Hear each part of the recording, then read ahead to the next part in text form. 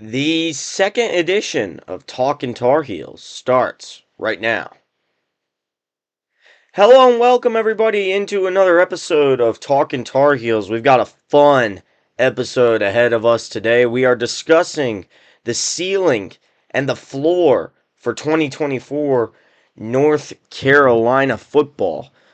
We got a lot to talk about, so let's just dive straight into this.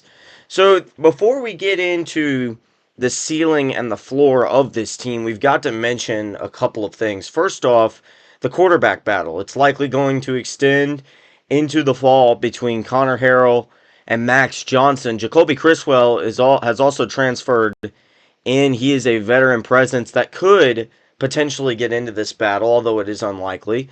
Another thing to mention is that new defensive coordinator Geoff Collins has decided to implement a scheme. It's a new scheme on that defense. It's designed to confuse opposing quarterbacks with blitzes and disguised coverages. That's what we've seen in spring practice. It's what we've been hearing out of Coach Mac Brown.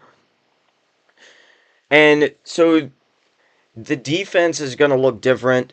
The offense is going to look different. So with that said, let's discuss the ceiling first.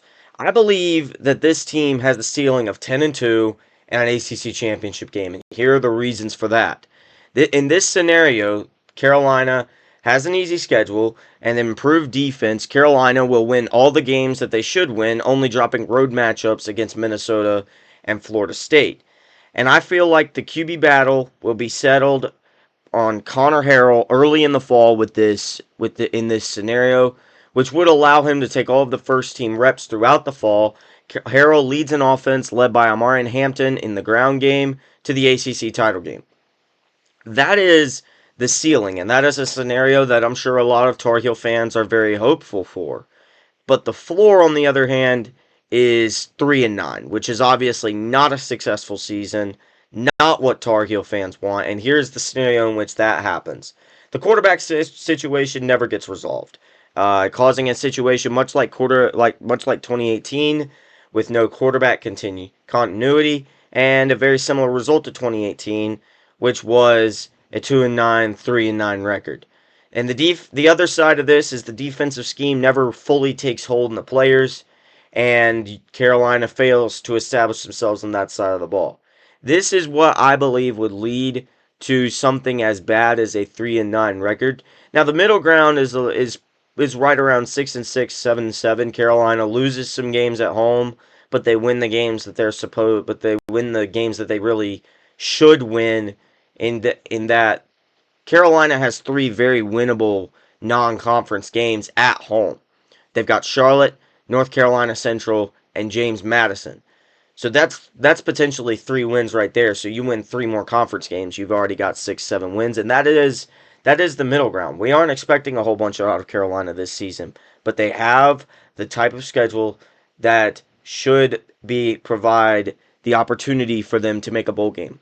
Now, in other news this week, Carolina continued their success on the diamond. They beat West Virginia on Sunday to move on to Omaha, and now in the double elimination round, they have continued their success as they won in walk-off fashion over Virginia yesterday with a walk-off single by Vance Honeycutt.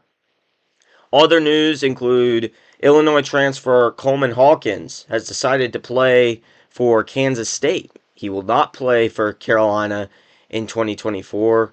In basketball, this obviously leaves a big hole in the roster, but it's not one that cannot be filled. There's still 2 scholarships options open. However, there is reason to believe that Hubert Davis is satisfied with this roster, and he will not attempt to change it. That's the Carolina news.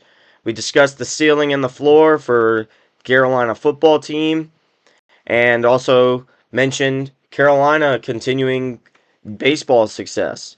So that is episode 2 of Talkin' Tar Heels. Make sure to like and subscribe to not miss any more of the Saturday videos, and I will see you next week.